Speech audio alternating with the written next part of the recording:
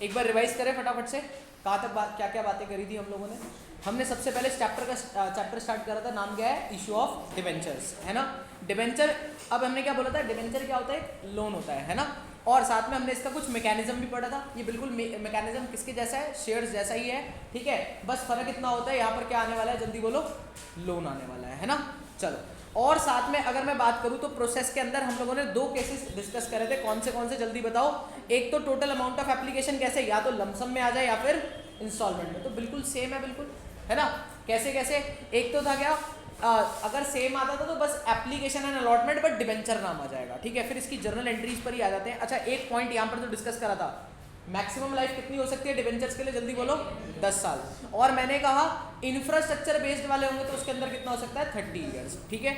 चलो, इसके बाद अगर मैं बात करूँ तो कुछ टाइप्स ऑफ डिबेंचर्स भी हम लोगों ने डिस्कस करे थे क्या। हाँ सर, टाइप्स ऑफ डिबेंचर्स के अंदर हम लोगों ने बात करी थी, कुछ सिक्योर्ड होते हैं, रिवाइज हो रहे हैं, अनसिक्योर्ड होते हैं, रजिस्टर्ड होते हैं, बेयरर होते हैं। बेयरर याद है, वो पैसों वाले जिसके हाथ में उसका डिबेंचर, है ना। और साथ में रिडीमेबल डिबेंचर्स भी होते थे, रिडीमेबल जिनको हम रिडीम करा सकते हैं, सारे ही होते हैं जनरली तो। और इरिडीमेबल ऐसे इशू नहीं हो सकता, बट ऐसे डिबेंचर जो कभी रिडीम ना हो, जिनकी रीपेमेंट कभी भी नहीं होगी, है ना।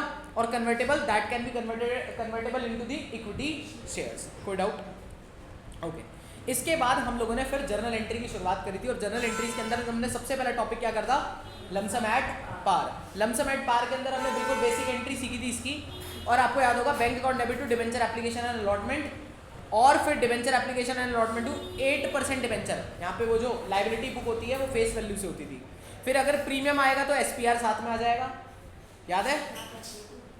डिस्काउंट में क्या होना था, याद बताओ। डिस्काउंट में loss on issue of debenture account debit हो जाता था इशू वाली एंट्री के अंदर, है ना। एप्लीकेशन के टाइम पर कोई डाउट, बस ये होता था कि अमाउंट कम आएगा, पैसा कम आता था। याद करो, आपको याद होगा 100 रुपए की फेस वैल्यू थी, 90 रुपए का इशू हुआ, तो पैसे कितने आएंगे, 90 रुपए ही आएंगे। तो 90 पे 9 लाख रुपए हो गए थे, और उसके बाद 9 लाख डेबिट मारा और 1 लाख का लॉस बुक करा, और साथ में लाइबिलिटी कितने की बुक होगी, 10 लाख की। डन।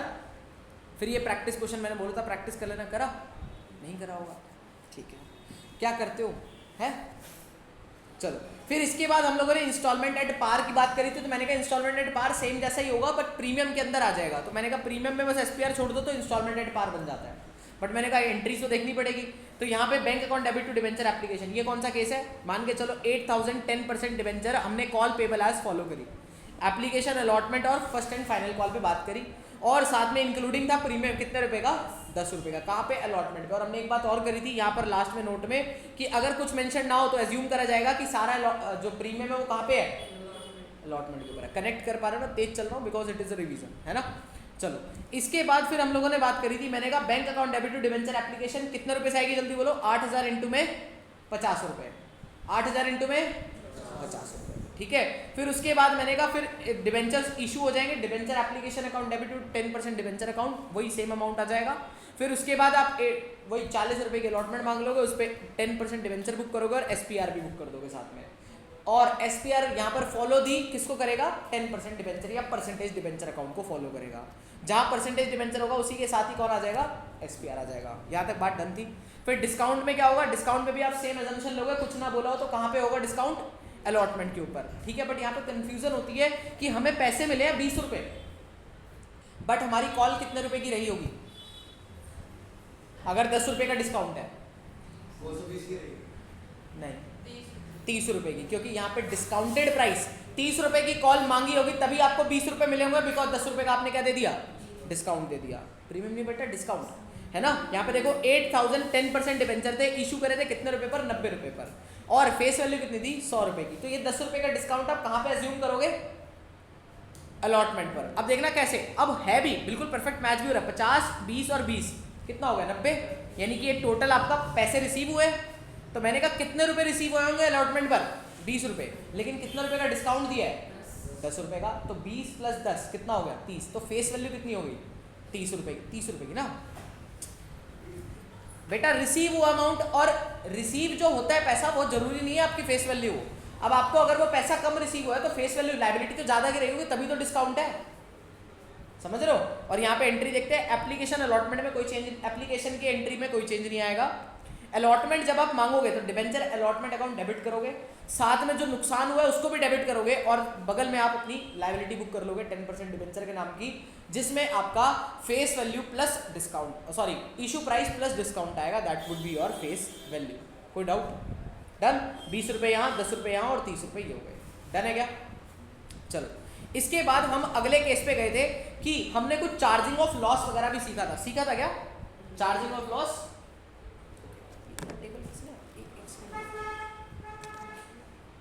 थोड़ा सा डिस्कम्फर्ट, मतलब एक्चुअली चार्जर पीछे है ना तो वो थोड़ी सी इशू कर रहा है। हाँ अब ठीक है, मैं चेयर पे ढंग से बैठ नहीं पा रहा हूँ, पीछे फोन रखो तो डर लग रहा है कि पता चले बेचारा कुचल जाए। चलो आ जाओ, हम बात करते हैं आगे, क्या बात कर रहे थे जल्दी बताओ। Charging of loss on issue of debenture. तो सर जब हमें ये जो लॉस ऑन इशू हमने बुक कराई है ये वाला, इसको क्या करना है? हमें सेट ऑफ करना है। सेट ऑफ करना है या चार्ज करना है? चार्ज बोलेंगे इसको। चार्ज कहाँ से करोगे अपने? अब आपके पास 3 प्रायोरिटी बताई थी मैंने आपको, कौन सी प्रायोरिटी थी? मैंने कहा 3 प्रायोरिटी है, या तो एसपीआर, या तो आएगा एसपीआर या जनरल रिजर्व या फिर स्टेटमेंट ऑफ P&L।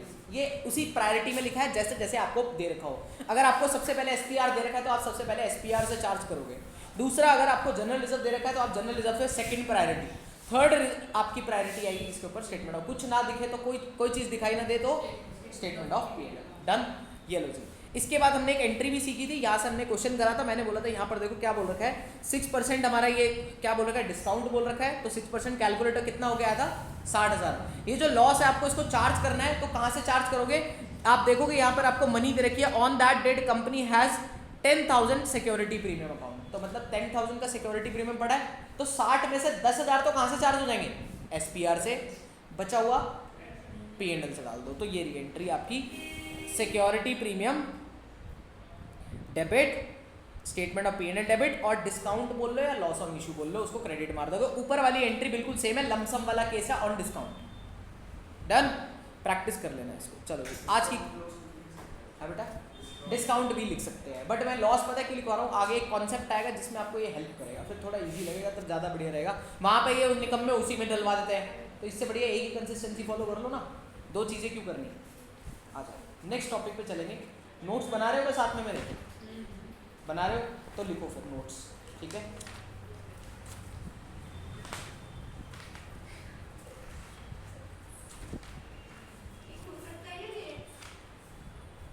गेट क्यों?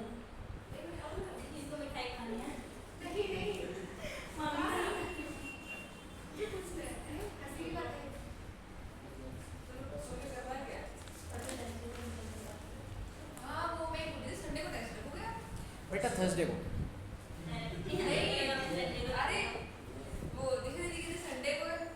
नहीं बेटा, मेरे टेस्ट थर्सडे को है, मेरा थर्सडे को टेस्ट है, ठीक है। और संडे को मे बी, संडे को कुछ नहीं, संडे को we will do a party. क्यों? संडे को नो पार्टी, व्रत है।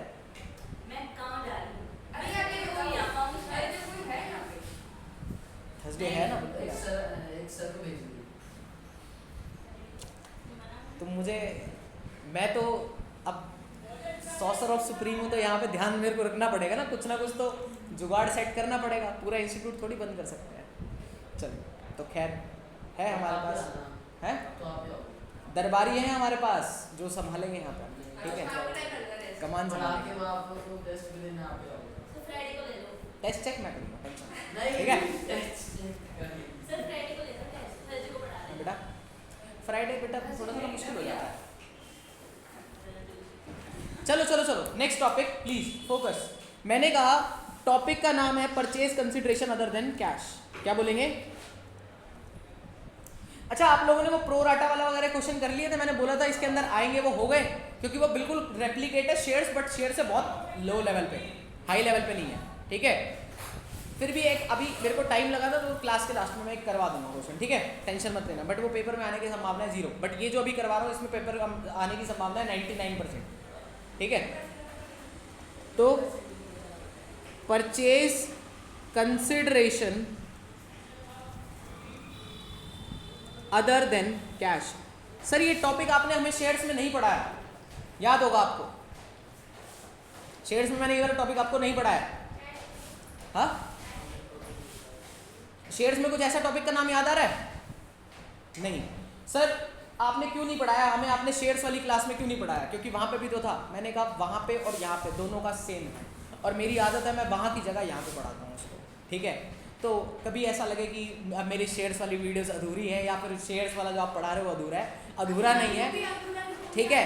क्योंकि जो चीज़ वहाँ पे पूरी, क्योंकि एक्चुअली जो इसका क्वेश्चन जब पेपर में पुटअप होता है ना, तो शेयर से नहीं पुटअप होता, वो एक्चुअली डिवेंचर से पुटअप होता है, बट कंबाइंड भी आ जाता है कभी कभी, ठीक है?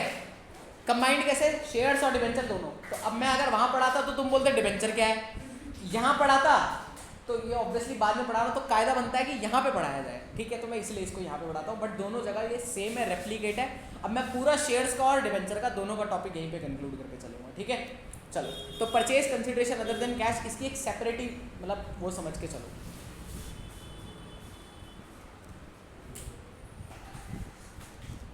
अब ध्यान से सुनना सर, मैंने कहा purchase consideration other than cash का मतलब क्या है? मतलब मैं कुछ लेने गया बट बदले में मैंने पैसे नहीं दिए, तो फिर क्या दोगे भाई? पैसे ही तो देते हैं। उसके अलावा भी आपके पास कुछ ट्रांजेक्शन बन सकती है, बट आप मार्केट में क्या लेने गए? आपके बुक के अकॉर्डिंग आपके पास 3 कॉन्सेप्ट्स है। कितने कॉन्सेप्ट जल्दी बोलो? 3 कॉन्सेप्ट। 3 कॉन्सेप्ट कौन से हैं? पहले एक मेन हाईलाइट बना के रखते हैं उसको, और फिर अंदर उसको डिटेल में पढ़ेंगे। पहला है purchase consideration other than cash के अंदर अगर हम लोग बात करें तो प्रोमोटर, मैं ऐसे लिख रहा हूं यहां पर, डिबेंचर्स, अभी डिबेंचर्स की बात करते हैं, इशूड टू प्रोमोटर, कंफ्यूजन ना हो जाए क्योंकि आप लोगों को, ठीक है? Debentures issued to promoter. Sir ये प्रोमोटर कौन होता है? अभी इसके बारे में डिटेल बात करेंगे, ठीक है? इसमें 3 टाइप की परचेज ट्रांजेक्शंस है जिसमें आपने purchase consideration other than cash की बात करी है, ठीक है? तो debentures issued to promoter, debenture issued to underwriter, issued to underwriter, clear है? और सर लास्ट आएगा आपके पास डिबेंचर इशूड टू वेंडर, या फिर पेमेंट टू वेंडर लिखोगे यहां पर, क्या लिखोगे? Payment to vendor. ये 3 ट्रांजेक्शन्स आपके पास आने वाली है और इन्हीं तीनों को हमें डिस्कस करना है एक एक करके, ठीक है? और यहीं पर हम जब इनको पेमेंट कर रहे हैं, पहले तो यहां पर अब एक पहली ट्रांजेक्शन करते हैं, debentures issued to promoter. Sir जब हम प्रमोटर को डिबेंचर इशू करेंगे, सर ये प्रमोटर कौन होता है? ये वो बंदा होता है, ये वो शख्सियत है, लिख लेते हैं यहां पर प्रमोटर कौन होता है, who initiates the registration process of company, who initiates the registration process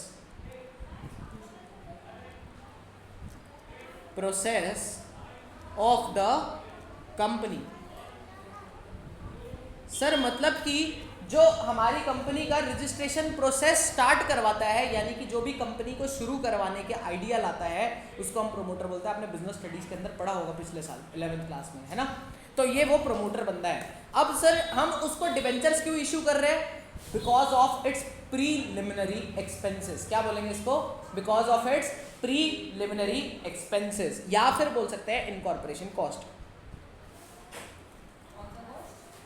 लिख रहा हूं इनकॉर्पोरेशन कॉस्ट। तो वाई डिबेंचर इशूड, लिखें सर हम क्यों डिबेंचर इशू कर रहे हैं? Because of preliminary expenses. Sir ये प्रीलिमिनरी एक्सपेंसेस क्या होते हैं? मतलब इनकॉर्पोरेशन होने से पहले के खर्चे, ठीक है? इनकॉर्पोरेशन होने से पहले के खर्चे, या फिर इसका एक और नाम बोला जाता है, इसको बोलते हैं हम इनकॉर्पोरेशन कॉस्ट। ये भी वही बात हो गई, इनकॉर्पोरेशन होने की खर्चा, ठीक है? अभी सुनना, मैं इसका लॉजिक भी डिस्कस कर लूंगा यहीं पर ही।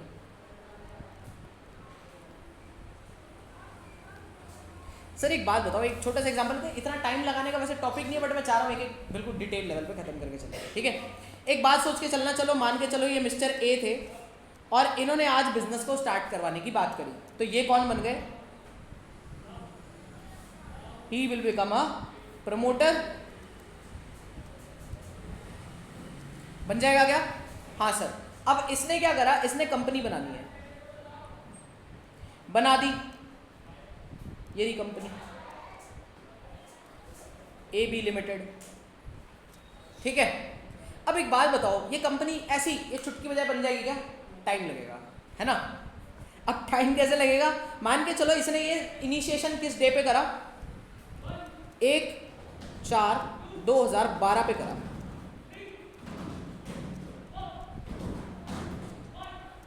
स्टार्ट प्रोसेस, और 1 जुलाई 2012 तक इसकी कंपनी बनके तैयार हो गई। क्या हुआ? इसकी कंपनी बनके तैयार हो गई। तो मुझे एक बात बताओ, क्या इस टाइम पीरियड तक में इन लोगों के कुछ खर्चे हुए होंगे क्या? हाँ सर, बिल्कुल हुए होंगे। और वो खर्चे किस चीज़ के होंगे? CA का खर्चा, और वो फाइलिंग बनवानी होगी, आगे रजिस्ट्रार में कोई फॉर्म वॉर्म फाइल करवाया होगा, सारे के खर्चे लगे होंगे। सर ये जितने भी खर्चे जो हमें लगे हैं, मुझे ये बात बताओ, क्या वो कंपनी का खर्चा है या प्रोमोटर का खर्चा है? कंपनी बनने में लगा है तो कंपनी का खर्चा है, बट क्या वो उसकी फाइनेंशियल स्टेटमेंट में दिखता होगा? नहीं दिखता होगा। बट वो, अच्छा एक बात बताओ, वो पेमेंट किसने करी होगी? चलो ये बताओ। कंपनी ने पे करी होगी, बट कंपनी तो उस दिन पर एग्जिस्ट ही नहीं करती थी। प्रमोटर ने अपनी जेब से खर्चा करा होगा। हाँ सर, प्रमोटर ने अपनी जेब से खर्चा करा होगा, लेकिन वो खर्चा किसका है? कंपनी का, because company is a separate legal entity, है ना। तो बुक्स में एंट्री नहीं हुई होगी, और ना ही कोई फाइनेंशियल ट्रांजैक्शन हुई होगी उसकी बैंक स्टेटमेंट से, किसकी? फर्म की। बट प्रोमोटर ने तो पैसे पे करे। तो promoter end of the tenure पे, जब ये कंपनी 1 जुलाई पर यहाँ पे वो बोलेगा, कहेगा ऐसा है भैया, मेरा खर्चा हुआ है, पहला खर्चा मेरा ही बुक करो, मेरा खर्चा हुआ है, company is a separate legal entity, तो वो उनसे खर्चा मांगेगा। बट कंपनी कहेगी अभी तो मैं शुरू हुई हूँ, तो अभी से अभी तेरे को कैसे पे कर दूँ, बट हाँ मेरा खर्चा है, पहले टाइम पे बुक करूँगी। ठीक है भाई, बुक करो। तो मैंने कहा डे 1 पर जिस दिन कंपनी इनकॉर्पोरेट हो गई, इसको बोलते हैं हम डेट ऑफ इनकॉर्पोरेशन। क्या बोलते हैं?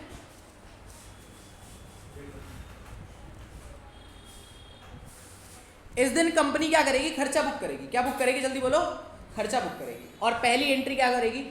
इनकॉर्पोरेशन एक्सपेंस बोल लो, या फिर उसको बोल लो प्रीलिमिनरी एक्सपेंस, यही होता है। ठीक है, क्या बोलो? इनकॉर्पोरेशन एक्सपेंस बोल लो, या फिर बोल लो प्रीलिमिनरी एक्सपेंस। तो हम एंट्री बनाते हैं यहाँ पर incorporation account debit, incorporation expense, या फिर preliminary expense account debit. Done है क्या? खर्चा है, डेबिट ही होगा। बट अभी पे हो गया, या अच्छा किसको पे करना है?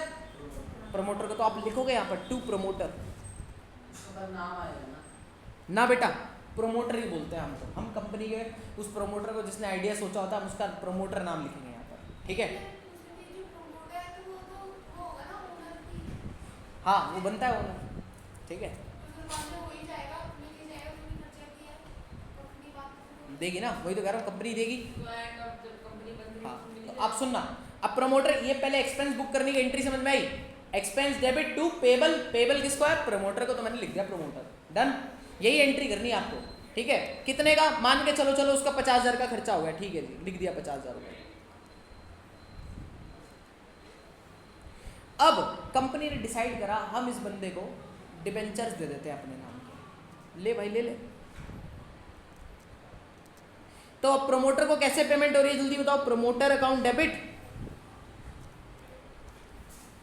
टू, क्या दें उसको? डिबेंचर। मैंने कहा we are issuing 8% debentures. Done है? कितने परसेंट डिबेंचर्स इशू कर रहे हैं, जल्दी बोलो। 8% डिबेंचर्स।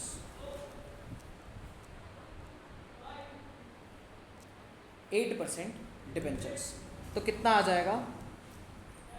50,000 ये डेबिट हो जाएगा, और 50,000 यहाँ पे ये क्रेडिट हो जाएगा। कोई डाउट यहाँ तक? समझ में आया बढ़िया तरीके से? क्लियरिटी है क्या पूरी? पूछ लो। अच्छा, एक केस और यही शेयर्स वाला कवर करूं, क्योंकि टॉपिक वहां से मर्ज करना है।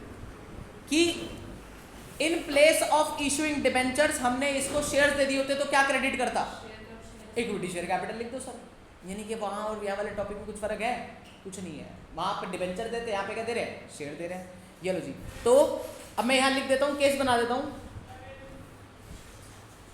What if we issue equity shares, तो एंट्री क्या बन जाती? क्या पहले वाली एंट्री में कोई बदलाव आता? इस वाली में दिल पे हाथ रख के बोलो, कुछ बदलाव दिखता? कुछ नहीं सर।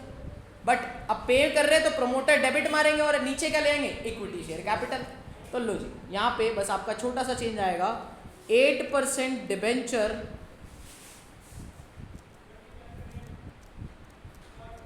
और 8% डिबेंचर, दिमाग खराब हो रहा है ना? क्या नहीं नहीं अरे इसको रिप्लेस करना है यहाँ पे, प्रोमोटर। प्रोमोटर को पे करेंगे, प्रोमोटर अकाउंट डेबिट, नीचे कौन आ जाएगा? Equity share capital. नहीं यहाँ नहीं, वो तो मैं डेबिट, उसको मैं एक्चुअली डेबिट मारने के लॉजिक पे चल रहा था ना, तो यहाँ पे डेबिट मारने का लॉजिक आना था, तो मैंने ये वाला डेबिट उठा लिया। ठीक है, चलो मजे ले लो बेटा। ये लो भाई, कितना आ जाएगा? 50,000 और 50,000। कोई डाउट यहाँ तक तो बताओ फटाफट, थोड़ी सी स्पीड मेंटेन करते हैं भाई प्लीज़। ठीक है, लिख लेना यहीं पे, आप नोटिंग बाद में कर लेना। ठीक है, चलो आगे बढ़ो। ये हो गया प्रोमोटर का टॉपिक खत्म, पहला पॉइंट खत्म। कौन सा sir? Debenture issue to promoter. Sir promoter में हमने क्या बात करी? मैंने कहा एक बार रीकैप मारते हैं फटाफट से। प्रोमोटर कौन होता है? जो इनिशिएट करता है प्रोसेस ऑफ द रजिस्ट्रेशन। साथ में प्रोमोटर क्या करता है? ये खर्चा कौन सा बुक होता है? प्रीलिमिनरी एक्सपेंसेस किसको बोलते हैं? जो हमारा मिस्टर भाई भाई भाई एक मिनट फोकस सामने। मैंने कहा मिस्टर ए जो प्रोमोटर है उसने क्या करा है? कंपनी को बेसिकली इनकॉर्पोरेट कराने के लिए कुछ खर्चा करा होगा, जिसको हम प्रीलिमिनरी एक्सपेंस बोलते हैं। अब उसको बुक तो करना पड़ेगा, लेकिन पेमेंट अभी नहीं हुई होगी। पेमेंट किसके अकाउंट से हुई होगी? प्रोमोटर के। तो हम पेबल किसको हो जाएगा? वो प्रोमोटर को। तो इसलिए हमने एंट्री क्या पढ़ी? इनकॉर्पोरेशन एक्सपेंस या फिर प्रीलिमिनरी एक्सपेंस टू प्रोमोटर। और साथ में फिर अब प्रोमोटर को पेमेंट होगी। अगर डिबेंचर्स इशू करे तो 8% डिबेंचर डाल दो, जो सा परसेंट बोल रखा हो।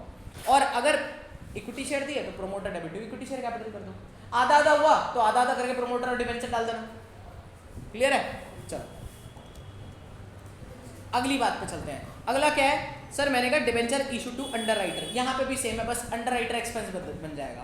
पहली बात लेकिन हमें ये समझना पड़ेगा ना अंडर राइटर कौन होता है। आपने 11th क्लास के बिजनेस स्टडीज में पढ़ रखा होगा, बट कोई नहीं पढ़ा तो मैं हूँ, किस लिए हूँ, है ना? चलो ठीक है, नहीं हम यहाँ क्या करने हैं? पढ़ने। ठीक, चल तो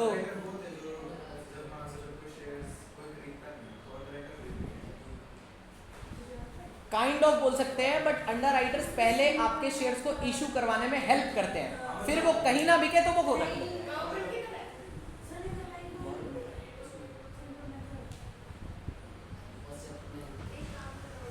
अरे रुक जाओ, इधर उधर की कौन सी बातें चल पड़ी? यहाँ पे बात उसी की चलाओ, अभी कंफ्यूज मत हो। चलो तो मैंने कहा यहाँ पे हम लोग बात किसकी स्टार्ट करेंगे? जल्दी बोलो, सबसे पहले कौन आएगा? दूसरा कौन आ रहा है? Debentures issue to. अच्छा मैं डिबेंचर्स ऑब्लिक शेयर्स लिख दूं क्या? या तो डिबेंचर या shares issue to underwriter, ऊपर भी चेंज कर दूंगा। या तो डिबेंचर इशू करे या फिर शेयर्स इशू करे, किसको? अपने अंडर राइटर को। पर अब सबसे पहली बात, हु इज अंडर राइटर? ठीक है चलो क्या करो,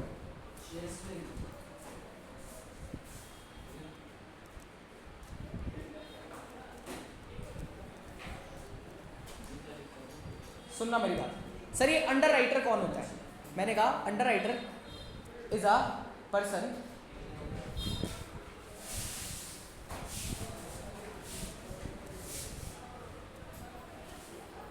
क्या बोलेंगे? जल्दी बोलो। Under writer is a person who helps in issuing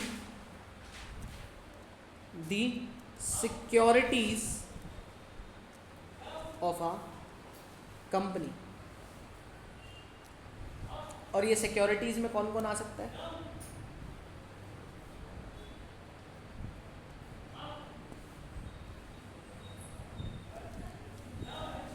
या तो शेयर्स या डिबेंचर्स, कोई भी। ठीक है कौन हो गया सर? एक बात समझना है इसको, मैंने कहा डिबेंचर्स अंडरराइटर कौन होता है? Is a person who helps in issuing the securities of a company, जो मदद करे, ठीक है। और लास्ट में कुछ ना हो पाए तो वो भी सहारा बन जाता है, वही हेल्प कर देता है। इसके अंदर दो तरीके की होती है, एक फर्म अंडरराइटिंग कॉन्ट्रैक्ट होता है, एक नॉन फर्म अंडरराइटिंग कॉन्ट्रैक्ट होता है। अलग बातें होगी, ऊपर लेवल की बातें, इसकी बाद में आपको अकाउंटिंग भी सीखने को मिलेगी, ठीक है। नहीं यहाँ नहीं है, ठीक है। चलो पढ़ाता हूँ मैं CS एग्जीक्यूटिव वालों को, उनके अंदर ये अंडरराइटिंग चैप्टर्स है, ठीक है। चलो तो बात करते हैं आगे। तो मैंने कहा एज अ पर्सन, चिपक जाएगी साथ में, ठीक है, who helps in issuing the securities of a company, ठीक है। अब फ्री में तो कोई काम नहीं करेगा, क्या लेगा, है ना, क्या लेगा? कमीशन लेगा। तो इसलिए हम उसको बोलते हैं अंडरराइटर कमीशन। क्या बोलेंगे उसको? Underwriter commission. और फर्म का क्या है? इनकम, खर्चा। खर्चा ये है भाई, इशू करवाने के लिए पैसे देने पड़ रहे, खर्चा है, सिंपल सी बात है। तो खर्चा है तो डेबिट मारो, ये लो जी, हो गया काम खत्म।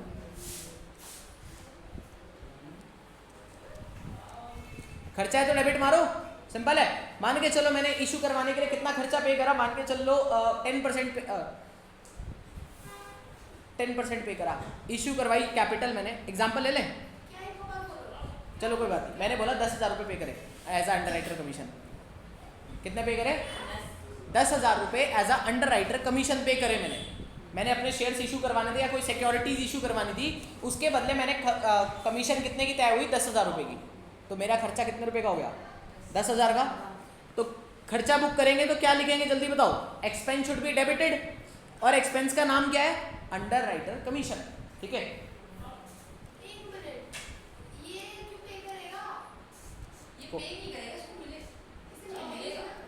क्यों मिलेगा भाई इसको? हाँ तो अंडरराइटर को मिलेगा, लेकिन फर्म तो अपनी सिक्योरिटीज इशू करवा रही है ना। हमारा चैप्टर नाम क्या चल रहा है? Issue of debentures. तो हम इशू करवा रहे हैं, थ्रू उसकी हेल्प लेके। हम देंगे ना, फर्म ही तो देगी। हाँ वही बेटा, आप अंडरराइटर बन गए, लेकिन मैं फर्म बनने के लिए बोल रहा हूँ आपको, ठीक है। आपने सोच लिया बस कि वो अंडरराइटर, हाँ ये फर्म की अकाउंटिंग कर रहे हैं ना। अंडरराइटर अपनी अकाउंटिंग में लिखेगा हाँ मेरी इनकम है, कमीशन इनकम, ठीक है। बट हमें क्या है? हमारे लिए तो खर्चा है, हमने कमीशन पे करी। तो अंडरराइटिंग कमीशन किसको पे करनी है? अंडरराइटर को। तो पेबल किसको हो जाएगा? अंडरराइटर। तो क्रेडिट में कौन आ जाएगा? To underwriter. क्लियर है क्या? अगर हमारा एग्रीमेंट हुआ है 10,000 रुपये पर, तो 10,000 हमारा खर्चा बुक हो जाएगा। अब दोबारा से या तो शेयर्स इशू कर लो या डिबेंचर इशू कर लो। शेयर करोगे तो क्रेडिट कौन हो जाएगा? Equity share capital. और डिबेंचर इशू करोगे तो debenture account, percentage debenture account. ये लो जी, खत्म कहानी। अरे अभी तो असली कहानी आने वाली है बेटा, ये तो ट्रेलर चल रहा था।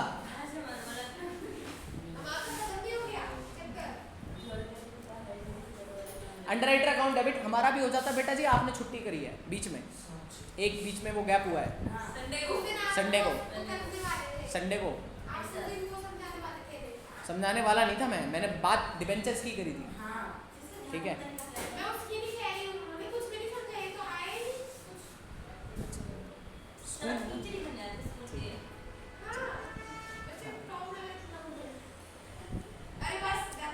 ठीक है चलो, अंडरराइटर अकाउंट डेबिट मारोगे, क्रेडिट किसको करोगे जल्दी बताओ? पेबल है, पेबल सॉरी किसमें? या तो इक्विटी शेयर दे दो या फिर डिबेंचर दे दो। तो मैं दोनों लिख दूं साथ में यहाँ पर और करके, ठीक है। तो या तो इक्विटी शेयर कैपिटल दे देना या फिर परसेंटेज डिबेंचर अकाउंट में डाल देना, ठीक है। जो बोले वो कर देना, क्वेश्चन बोलेगा आपको, ठीक है। ऊपर 10,000 नीचे भी 10,000।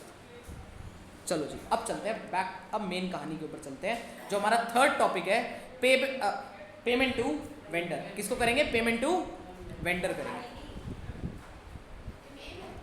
बिल्कुल।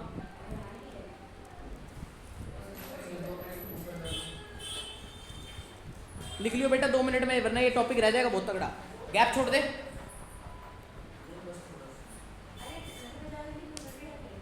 भेज दूंगा मैं, नोट्स भेज दूंगा, लिख लेना। हो गया? चलो पेमेंट टू वेंडर। अब प्लीज सब लोगों का फोकस सामने, ये बहुत ज़्यादा इंपॉर्टेंट है। अभी तक का कुछ भी नहीं था, ये ट्रेलर था, कुछ भी इसमें कोई बात ऐसी कोई खास हुई नहीं है, ठीक है, 2 एंट्री पड़ी है, उसमें कुछ होता नहीं है। अब आएगी बात कहानी शुरू, आराम से सब लोग प्लीज़ फोकस के साथ। मैंने कहा पेमेंट टू वेंडर। अब वेंडर बोले तो कौन वेंडर? मैंने कहा वेंडर बोले तो जिससे हम कोई या तो एसेट परचेज करके लाते हैं या फिर कोई बिजनेस परचेज करके लाते हैं, वो हमारे लिए क्या बनेगा? वेंडर बनेगा। ठीक है, तो मैं यहाँ पे लिख रहा हूँ सबसे पहले, जैसे हमने ऊपर अंडरराइटर डिफाइन करा, जैसे हमने ऊपर अपना प्रोमोटर डिफाइन करा, वैसे हम वेंडर डिफाइन करते हैं। ठीक है,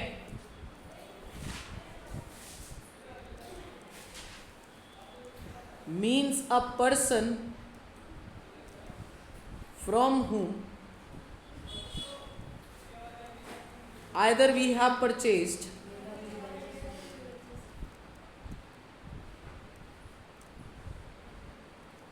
asset or from whom, यार वो एम कट गया होगा, means a person from whom either we have purchased asset or business। तो यहाँ पे 2 तरीके की ट्रांजेक्शन्स आ गई आपके पास। सब लोग लिखने पे फोकस मत करो यार, घर पे जाके भी नोटिंग कर सकते हो। ठीक है, जितना समझने पे फोकस करोगे, लिख तो मैं रहा ही ना। ठीक है, चलो, तो अब वेंडर का मतलब समझ में आ गया, यानी कि यहाँ पे ट्रांजेक्शन्स कितनी आने वाली हैं? 2। ठीक है, ओके, तो 2 ट्रांजेक्शन में कौन सा होगा? एक एसेट परचेज और एक बिजनेस परचेज। एसेट परचेज में तो कोई समस्या है नहीं, देखना यहाँ पे 2 ट्रांजेक्शन होगी। सबसे पहली आ जाएगी आपके पास,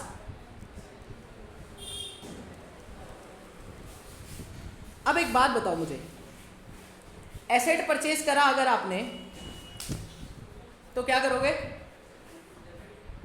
एसेट आया तो एसेट अकाउंट डेबिट। हाँ सर, तो इसकी जर्नल एंट्री क्या बनाओगे? एसेट अकाउंट डेबिट, और पेबल बन जाएगा। पेबल, पेबल किसको? वेंडर को, तो टू वेंडर। अभी मैं पेमेंट की एंट्री डिस्कस नहीं कर रहा हूं, मैं अभी दोनों केसेस की बुकिंग एंट्री डिस्कस कर रहा हूं, यानी कि एसेट परचेज की भी और बिजनेस परचेज की। अभी जो हम खरीद रहे हैं ना, बस मैं उसकी एंट्री बुक कर रहा हूं, दोनों केसेस की, चाहे एसेट खरीदो या बिजनेस खरीदो। ठीक है, तो एसेट खरीदने की एंट्री बुक करने की समझ में आएगी आप लोगों को। ठीक है, तो एसेट परचेज की बुकिंग एंट्री,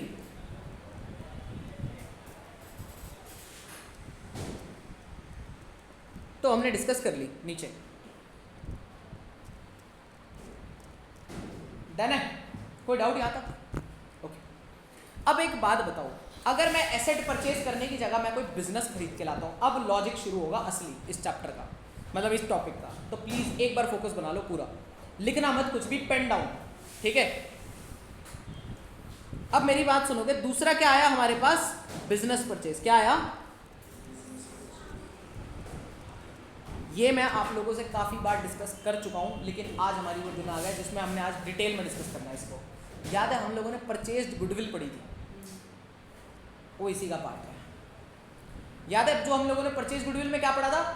जब हम गुडविल परचेज करके लाते हैं तो वो हमारा लॉस होता है। कैसे? 7 लाख रुपए की चीज थी, हम कितने में खरीद के लाए? 12 लाख रुपए में, तो 5 लाख की गुडविल हो जाती थी। यही एग्जांपल था सेम मेरे ख्याल से, जब हमने बोला था 10 लाख के एसेट थे, 3 लाख की लायबिलिटी थी, माइनस मार के नेट वर्थ निकाली, 7 लाख आई, और 7 लाख पे हमने बोला 12 लाख रुपए क्या है? परचेज प्राइस मिला। तो एक्स्ट्रा प्राइस मिला, जो 5 लाख रुपए एक्स्ट्रा पे करके आया, वो किस चीज का पे करके आए? For the purpose of goodwill. और उस टाइम पर हम क्या खरीद रहे होते थे? बिजनेस ही तो खरीद रहे होते थे, और आज भी क्या खरीद रहे हैं? बिजनेस। तो दैट्स वाई यहाँ पर ये ट्रांजेक्शन, वैसे देखो मैं रट्टा लगवाना चाहूँ 2 मिनट में लगवा सकता हूँ, ठीक है, काफ़ी प्रेफरेबल भी लगा है लोगों को, वो रट्टा लगा के अपना इजीली वो समझ जाते हैं, तो लास्ट में रट्टा लगाएंगे, ठीक है। बट एक बार लॉजिक सीखना बनता है, क्योंकि हमने बहुत देर से लॉजिकली इसको पढ़ा है, ठीक है। सुनना, तो बिजनेस परचेज की बात अगर हम करें तो बिजनेस परचेज का मतलब क्या होता है? हम बिजनेस खरीद के ला रहे हैं, तो सबसे पहले we have to calculate the net worth of the business, कि भाई कितने रुपए का बिजनेस हम खरीद के ला रहे हैं। क्या बोला मैंने? कितने रुपए का बिजनेस हम खरीद के ला रहे हैं, ठीक है। मैं आपको लास्ट में इसकी जर्नल एंट्री बहुत इजीली पास करना सिखाऊंगा, बट एक बार लॉजिक डिस्कस करवाऊंगा मैं, ठीक है। एग्जाम्पल ले, मान के चलो मैं एसेट खरीद के लाया, अब बिजनेस खरीदेंगे तो एक चीज तो नहीं आएगी, सिर्फ एसेट तो नहीं आएगा, एसेट्स आएंगे और साथ में लायबिलिटीज आएंगी।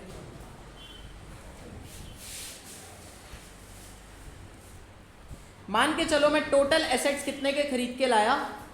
10 लाख रुपए की एग्रीड वैल्यू पर। Please mark my word, agreed value, not book value, वो बुक वैल्यू उन्होंने अपने बुक्स ऑफ अकाउंट में लिख रखी होगी, लेकिन एग्रीड वैल्यू जितने पर हम लोगों ने एग्री करा है that would B this value, है ना। चलो, तो मैंने कहा 10 लाख रुपए पे उनके एसेट को खरीदने पे मैंने एग्री करा, और उनकी लाइबिलिटीज को कितने रुपए पे एग्री करा, लेट्स सपोज वही सेम एग्जांपल कंटिन्यू करेंगे, 3 लाख रुपीस पर एग्री करा। कैन यू टेल मी कि मैं कितने रुपए की टोटल नेटवर्थ की चीज खरीद के लाया?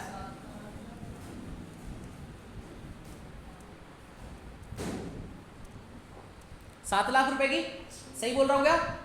एसेट खरीदे भाई साहब 10 लाख के, जिसमें से 3 लाख की लाइबिलिटीज भी आई हैं, तो दोनों को नेट ऑफ करोगे तो 7 लाख रुपए की चीज बनती है। अब दूसरी बात आती है, इस 7 लाख रुपए की चीज को खरीदने के लिए आपने कितने रुपए एग्री करे हैं पैसे देना, that is called your purchase consideration.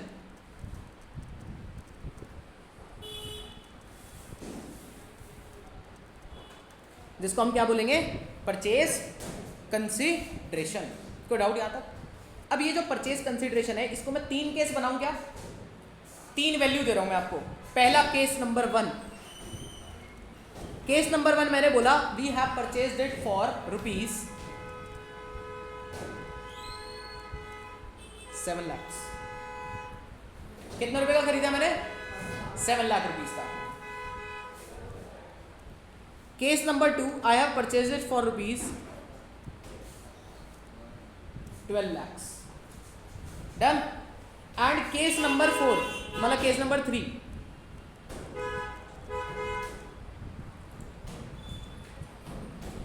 I have purchased it for rupees 5 lakh. 3 cases हैं हमारे पास। मुझे बताओ, क्या पहले केस में, मैं यहां पे लिख रहा हूं, सिर्फ मैं एक बहुत छोटी सी बात बोल रहा हूं, प्रॉफिट या लॉस, पहले वाले केस में है क्या कुछ ना? दूसरे वाले केस में लॉस है। कैसे? 5 लाख का, ये लो जी रेड रंग में लिखेंगे, नेगेटिव भी कर देता हूं, लॉस है 5 लाख का। लास्ट केस 2 लाख का प्रॉफिट। 7 लाख रुपए की चीज भाई साहब 5 लाख रुपए में खरीद के लाया, तो 2 लाख का प्रॉफिट। इसको किस में लिखे? ऑरेंज में कर देते हैं, ब्लू में कर दूं, ग्रीन में?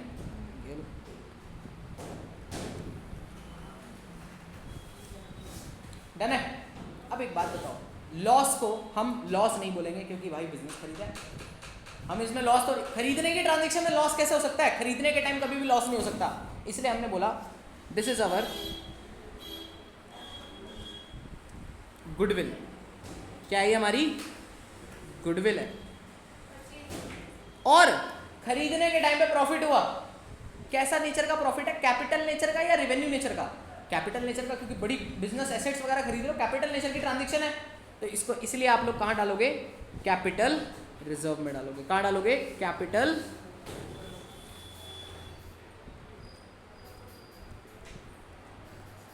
सर ये इतनी मेहनत करके हमें कैलकुलेशन करनी पड़ेगी क्या? ना बेटा, मैंने सिर्फ आपको लॉजिक सिखाया। अब मैं इसको आपको रिकॉर्ड करना सिखाऊंगा। 3 केसेस की एंट्री बनाते हैं फटाफट से, 2 मिनट लगेंगे, देखना आप, ठीक है? जर्नल एंट्री बनाएंगे। केस नंबर 1 की जर्नल एंट्री बनाए ना? ना, बस सुन लो फिर बना लेना। जर्नल एंट्री बनाओगे। मैंने कहा एसेट खरीदे तो एसेट्स को क्या करेंगे? जल्दी बोलो। डेबिट। एसेट अकाउंट क्या हो जाएगा?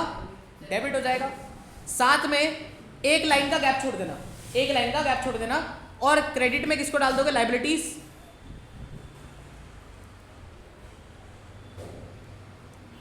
है ना?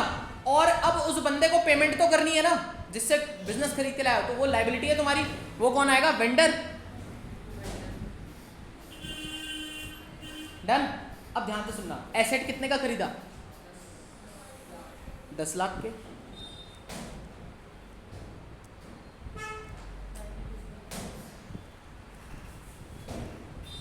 लाइबिलिटीज कितने की खरीदी? 3 लाख की। और पैसे कितने देने केस नंबर 1 के अंदर? एंट्री मैच हो गई क्या? हो तो गई बेटा, 10 लाख और 10 लाख। जब एंट्री मैच तो टेंशन खत्म। ये होगी booking entry case number 1। Case number 2 की एंट्री करते हैं, फटाफट आ जाओ।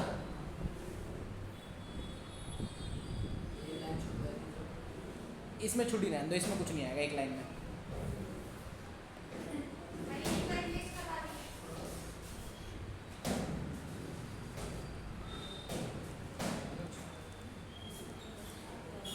जर्नल एंट्री यहां पे देखना, सुनो।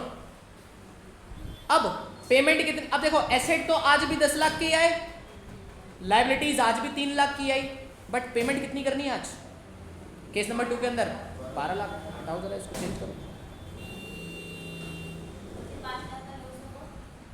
अब वही तो बात है, 5 लाख का लॉस है, डेबिट होगा क्रेडिट? डेबिट। किस में डेबिट होगा? गुडविल में। ये लो, इसीलिए एक लाइन छुड़वाई थी।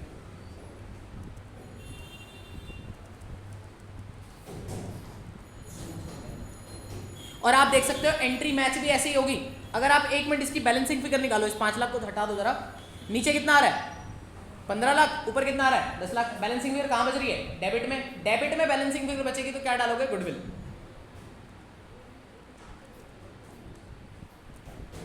और क्रेडिट में बैलेंसिंग फिगर बचेगी तो क्या डालोगे? Capital reserve. डन है क्या?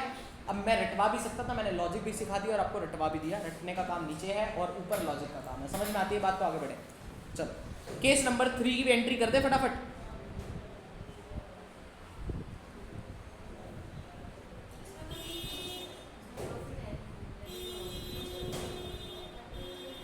कोई बात नहीं बेटा, हमने तो इसको मिटाना ही है।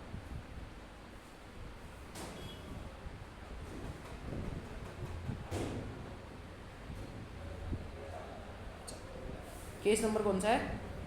3।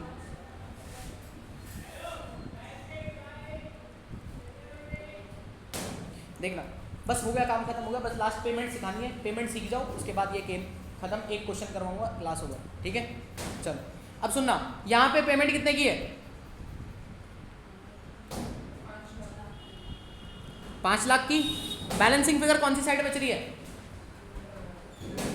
Credit side. तो एक काम करते हैं, बस ये एक लाइन के गैप में ना, अब डेबिट वाले को छोड़ के क्रेडिट वाली साइड डाल दो यहाँ पे।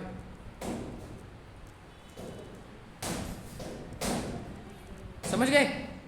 कितना आएगा? 5 और 3 8 और ऊपर है 10, तो 10 माइनस 8 कितना हो जाएगा? बोलो जी, कोई दिक्कत परेशानी समस्या है यहाँ तक? अभी तक मैंने आपको बुकिंग एंट्री सिखाई है या फिर मैंने आपको पेमेंट एंट्री सिखाई है? बुकिंग वाली। ये भी आपकी बिजनेस परचेज की भी बुकिंग एंट्री थी। अब ध्यान से सुनना, अब बात स्टार्ट होगी पेमेंट की। अब एक बात बताओ, यहाँ पे भी एक एग्जांपल ले लेंगे, क्योंकि यहाँ पे भी एग्जांपल ले लिया हमने ऊपर, तो यहाँ पे भी एक एग्जांपल ले लेते हैं। एसेट परचेज मान के चलो हमने कितने का करा? मान लो वही 10 लाख रुपए का करा।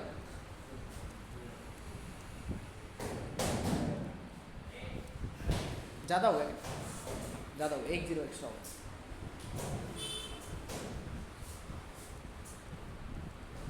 चलो 10 लाख रुपए का एसेट परचेज करा। अब एक बात बताओ, यहाँ पे वेंडर कितने का दिखाई दे रहा है आपको? 10 लाख का। पेमेंट करनी है, क्या करनी है? पेमेंट करनी है। पेमेंट करोगे तो वेंडर डेबिट, और शेयर्स इशू करे तो इक्विटी शेयर कैपिटल। अगर डिबेंचर इशू करे तो डिबेंचर।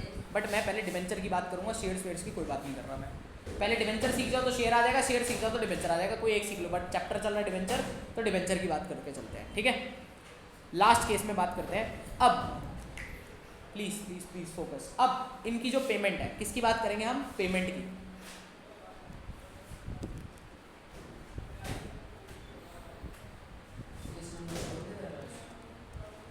क्या कह रहे हो?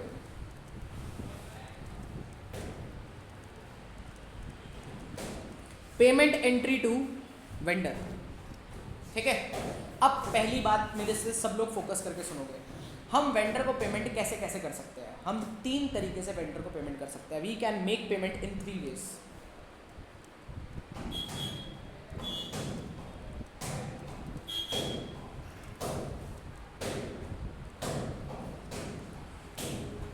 सुनना, पहला, सर या तो हम कैश या बैंक से पेमेंट कर दें।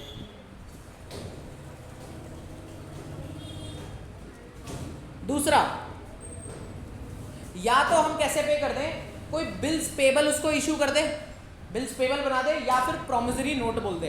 प्रोमिसरी नोट भी क्या होता है? एक बिल्स पेबल की कॉपी होती है, आप लोग इसको डिटेल में बाद में पढ़ोगे, लेकिन यहाँ पे अगर आपको प्रोमिसरी नोट लिखा हुआ मिल जाए या बिल्स पेबल लिखा हुआ मिल जाए तो दैट वुड मीन्स कि आपकी कोई लाइबिलिटी बना दी, शॉर्ट टर्म लाइबिलिटी बना दी इस तरीके की। डन? तो आप यहाँ लिखोगे बिल्स पेबल या फिर प्रॉमिसरी नोट। तो आप वर्डिंग क्या यूज करने वाले हो हम देखेंगे।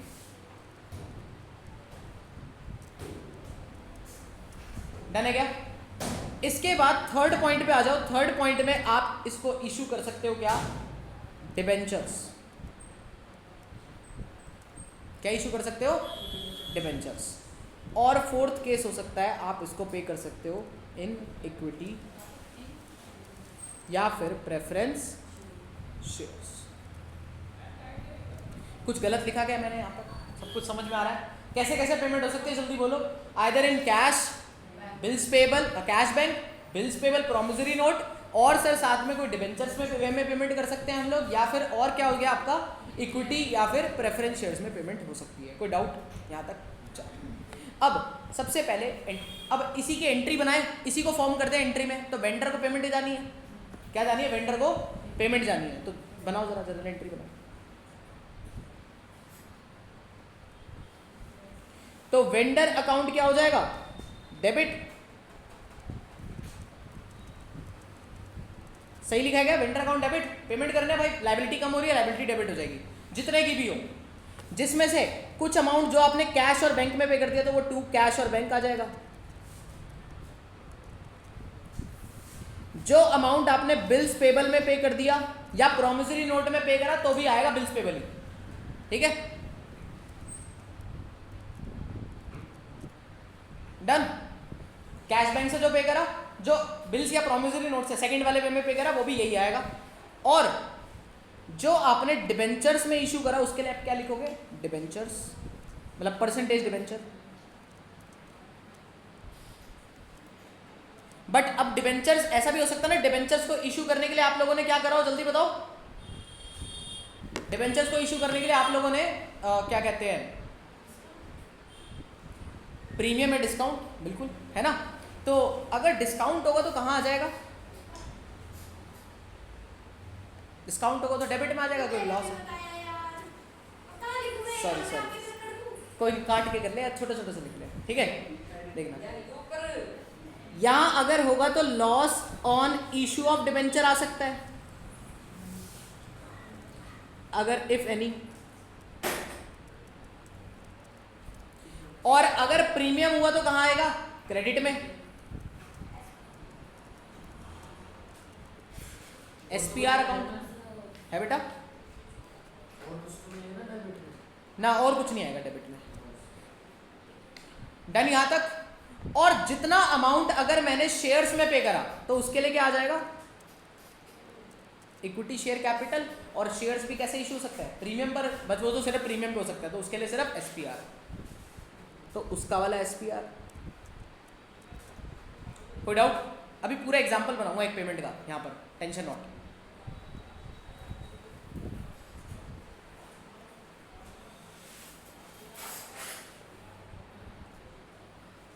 कोई डाउट? पेमेंट का एग्जांपल बनाऊं, सुनना मेरे साथ फटाफट। सर एक ना वेंडर था,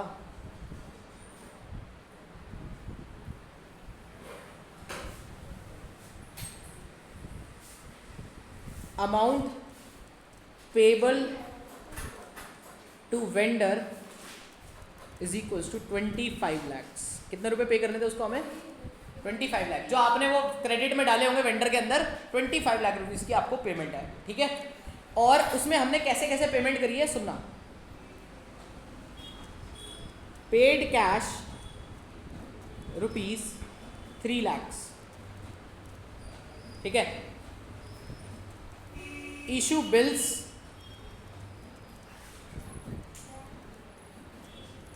पेबल फॉर रुपीज 5 लाख, 5 नहीं 2 लाख कर दो।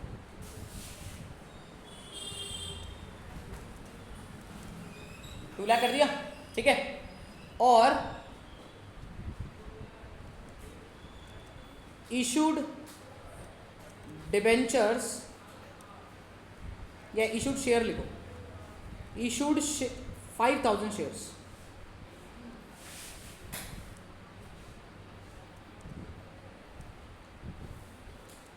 Face value at the rate of 100 each at rupees 120, ठीक है, और for the remaining amount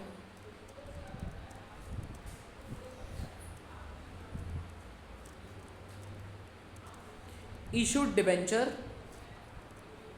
8% debenture, ठीक है, at 90 each face value. 4 cases हो गए, पूरे हो गए क्या? सब कुछ आ गया इसके अंदर, है ना? लंबी एंट्री बनेगी लेकिन थोड़ा समझ के चल रहा कैसे क्या करना है, ठीक है? वो हमें निकालना पड़ेगा, ठीक है? वो कैसे निकलेगा देखते जाना। एंट्री बनानी स्टार्ट करते हैं।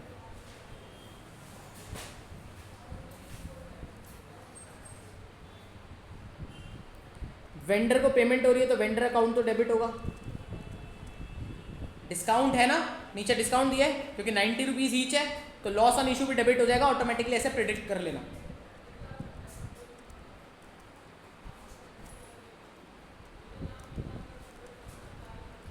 क्रेडिट किसको करोगे? अब पेमेंट हुई, सबसे पहले कैश बैंक में पेमेंट हुई, फिर दूसरी किस में हुई है? बिल्स पेबल में, तो 2 बिल्स पेबल लिख दो, और फिर शेयर्स में पेमेंट हुई है तो इक्विटी शेयर कैपिटल लिख दो, लेकिन साथ में 120 है तो प्रीमियम भी हो गया, एसपीआर लिख दो, और साथ में डिबेंचर्स भी इशू हुआ है तो 2.8% डिबेंचर तो लिखना पड़ेगा।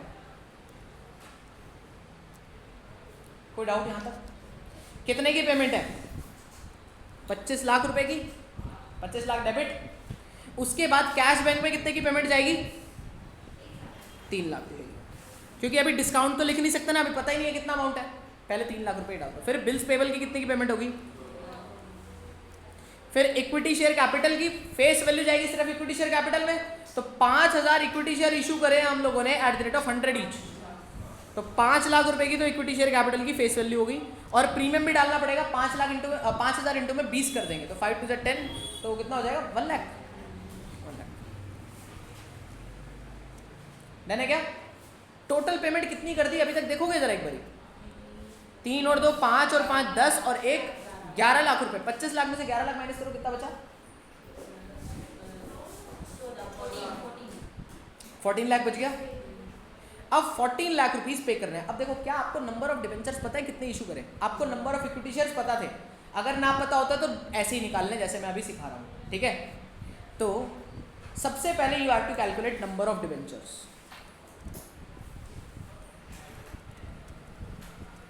और नंबर ऑफ डिबेंचर्स कैसे निकालोगे? मैंने कहा मेरे को कितने रुपए पे करने हैं इन डिबेंचर्स? बस हो गए 5 मिनट, 5 मिनट। कितने हमने इशू करने हैं नंबर ऑफ डिबेंचर्स? कितने अमाउंट के? 11 लाख रुपए के, नहीं 14 लाख रुपए के। तो पीसी पेबल इन डिबेंचर, सही लिख रहा हूँ क्या? पीसी पेबल इन डिबेंचर का मतलब परचेज कंसिडरेशन जो पे करनी है किसमें? डिबेंचर्स में। कितने रुपए की है? 14 लाख, डिवाइडेड बाय एक डिबेंचर आपने कितने रुपए का इशू करा है, that is called issue price. और इशू प्राइस कैसे निकलता है? फेस वैल्यू में प्लस कर दोगे प्रीमियम अगर है, और माइनस कर दोगे अगर कोई डिस्काउंट है, ठीक है? तो आपको तो डायरेक्ट डिस्काउंटेड प्राइस ही दे रखा है क्वेश्चन के अंदर। अगर आप देखोगे 90 तो डिवाइड बाय 90 हो जाएगा, तो 14 लाख डिवाइडेड बाय क्या करोगे? 90, तो आपके पास निकल के आएगा नंबर ऑफ डिबेंचर। पता नहीं सही आएगा नहीं आएगा, मतलब वो कैलकुलेशन पॉइंट में आ गया 90 की जगह।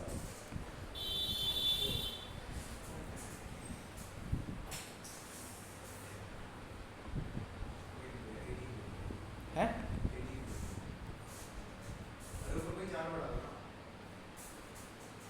उधर फिर वो ऊपर एडजस्ट करना पड़ेगा ना, ऐसे कैसे कर लो। चलो कोई नहीं, इसको मैं ऐसे ही कैलकुलेट करके लिख देता हूँ। पॉइंट में आ रहा है कितना? 15,555। ये क्या आ गया? आपके नंबर ऑफ डिबेंचर आ गए। आ गए क्या? ठीक है, वैसे 0.55 है तो वो 0.55 एडजस्ट कर लेना, ठीक है?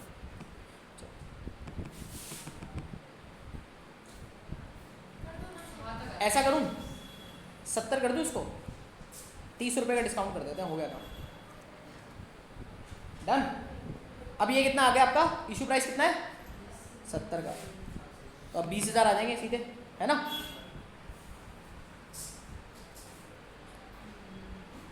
20,000 आ गए।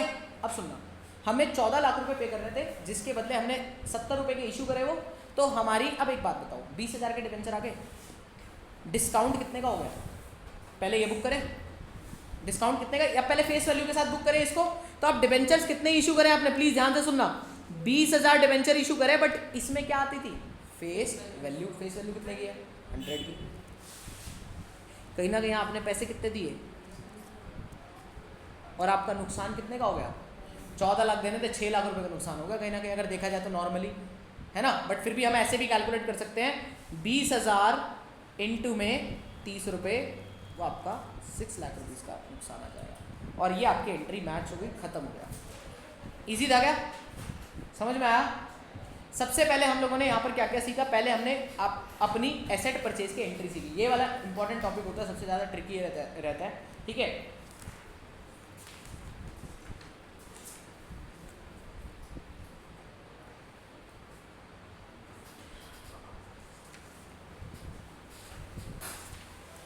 एक छोटा सा क्वेश्चन करवा रहा हूँ, बस 2 मिनट लगेंगे, देखना।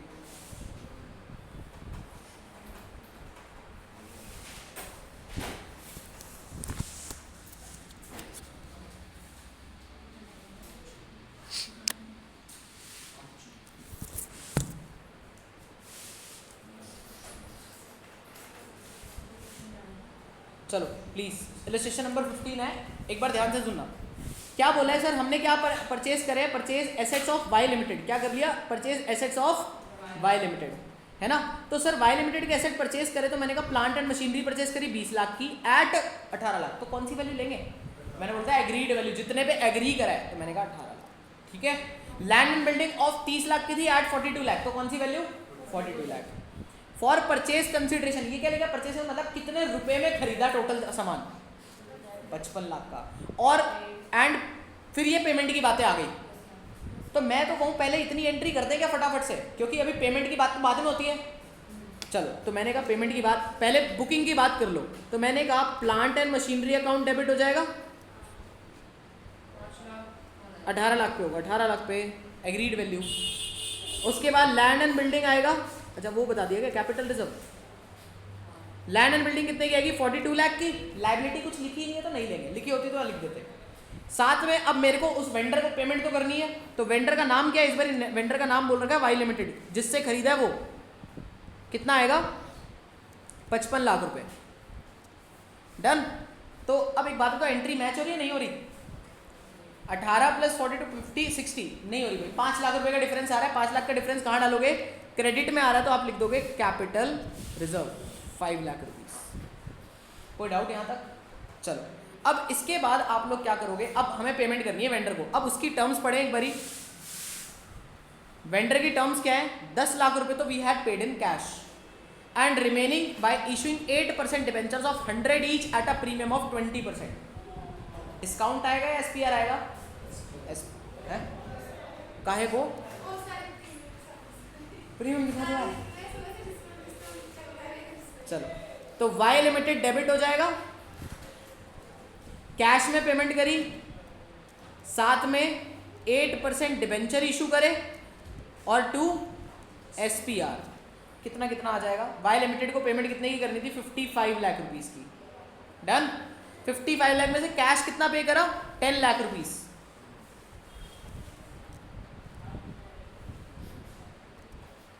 $10 लाख पे कर दोगे, कितना बच गया 45 लाख। क्या मुझे पता है कितने डिबेंचर्स इशू करने हैं, नहीं पता, निकालने पड़ेंगे, आ जाओ। तो नंबर ऑफ डिबेंचर कैसे निकलेंगे, अमाउंट पेबल इन डिबेंचर्स, तो कितना आएगा amount 45 lakh divided by issue price. Issue price कैसे था, फेस वैल्यू प्लस, तो 100 + 20 120, तो 45 डिवाइडेड बाय 120 37,500।